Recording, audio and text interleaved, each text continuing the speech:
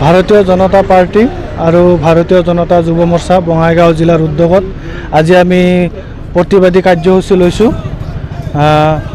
যি মানে বহুত ডাঙৰ এটা কেলেংকাৰী হৈছে দ্য নেশ্যনেল হেৰাল্ড, য'ত নেকি 5,000তকৈ কোটি টকাতকৈ অধিক যি ৰাজহুৱা সম্পত্তি আছে, এই সম্পত্তি ব্যক্তিগতকৰণৰ লগত জড়িত কংগ্ৰেছ দলৰ নেত্ৰী সোনিয়া গান্ধী আৰু ৰাহুল গান্ধীৰ পৃষ্ঠপোষকতাত এই নেশ্যনেল হেৰাল্ড কেলেংকাৰী সংঘটিত হৈছিল। আৰু এই কেলেংকাৰীত তেওঁলোকে যি ৰাজহুৱা সম্পত্তি, যি ভাৰত চৰকাৰৰ সম্পত্তি, এই সম্পত্তি তেওঁলোকে ব্যক্তিগতকৰণ কৰিছে। ইয়াৰ প্ৰতিবাদত আজি আমি এই প্ৰতিবাদী কাৰ্যসূচী লৈছোঁ। আৰু ইয়াৰ পৰাই আমি কংগ্ৰেছ দলক তথা কংগ্ৰেছ দলৰ যুৱৰাজ ৰাহুল গান্ধী আৰু সোনিয়া গান্ধীক আমি ইয়াৰ পৰাই সকীয়াই দিছোঁ যে তেওঁলোকে ভাৰত চৰকাৰৰ ৰাজহুৱা সম্পত্তি আৰু ৰাইজৰ সম্পত্তি তেওঁলোকে যি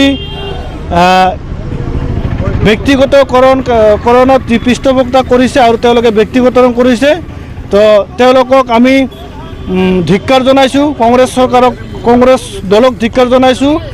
আৰু তেওঁলোকে এই কেলেংকাৰী কৰিছে আৰু তেওঁলোকে এই কেলেংকাৰীৰ লগত জড়িত যিসকল ব্যক্তি আছে সেইসকলক বচোৱাৰ কাৰণে তেওঁলোকে যোৱা পৰহি তেওঁলোকে আন্দোলন কৰিছে।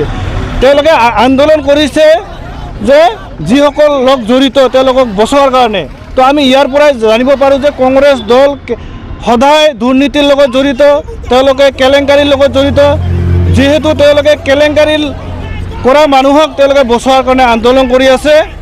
আৰু সেইকাৰণে আমি আজি ভাৰতীয় জনতা যুৱ মৰ্চাই আমি গোটেই অসম জুৰি আজি প্ৰতিখন জিলাত আমি এই প্ৰতিবাদী কাৰ্যসূচী লৈছোঁ।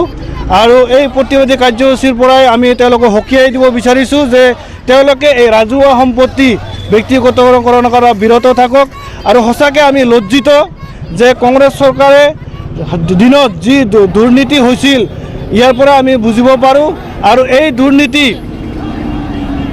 খালি হেৰাল্ড বুলিয়ে নহয় আৰু বিভিন্ন ধৰণৰ দুৰ্নীতিত জড়িত হৈ আছে।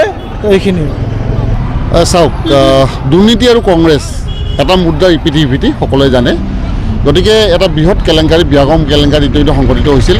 আৰু এই কেলেংকাৰী অকল ভাৰতবৰ্ষতে নহয়, গোটেই বিশ্বই গম পায়, গোটেই বিশ্বই জানে যে নেশ্যনেল হেৰাল্ড গোচৰটো কি, সেই কেলেংকাৰীটো কি। গতিকে এই কেলেংকাৰীৰ জৰিয়তে আমাৰ যি আমি তেখেতসকলে যি তথাকথিত দেশ উদ্ধাৰৰ নামৰ কথা কয় কংগ্ৰেছ দল, সেই কংগ্ৰেছ দলৰ যি যুৱৰাজ, বৰ্তমানৰ যুৱৰাজ ৰাহুল গান্ধী আৰু সোনিয়া গান্ধীৰ নেতৃত্বত যি ৰাজহুৱা সম্পত্তি তেখেতে বাজেয়াপ্ত কৰি নিজৰ নামত যি কৰাৰ যি প্ৰয়াস বা প্ৰচেষ্টা চলাইছিল, সেই প্ৰচেষ্টাৰ কথাখিনি গোটেই বিশ্বই গম পাইছে। গতিকে আমি ইতিমধ্যে আমাৰ নেতা আমাৰ ডক্টৰ সুব্ৰমণ্যম স্বামীয়ে 2012 চনতে তৰা গোচৰৰ ভিত্তিত ইতিমধ্যে গোটেই কথাবিলাক স্পষ্ট হৈ পৰিছে। গতিকে আমি ইয়াৰ ফালৰ পৰা ৰাজ্যিক নেতৃত্বত যি আহ্বান, আমি দেশৰ প্ৰতিটো প্ৰান্তত ইয়াৰ বিৰুদ্ধে আমাৰ প্ৰতিবাদ হৈছে। আৰু আজি ৰাজ্যিক সভাপতি মাননীয় দিলীপ শইকীয়া ডাঙৰীয়াৰ আহ্বান মৰ্মে আমি প্ৰতিখন জিলাই এই কাৰ্যসূচী, যুৱ মৰ্চাৰ নেতৃত্বত এই কাৰ্যসূচী আমি হাতত লৈছোঁ।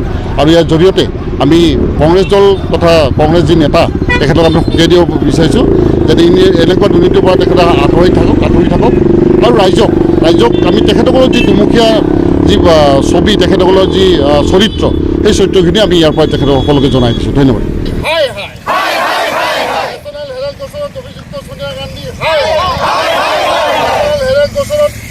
রাহুল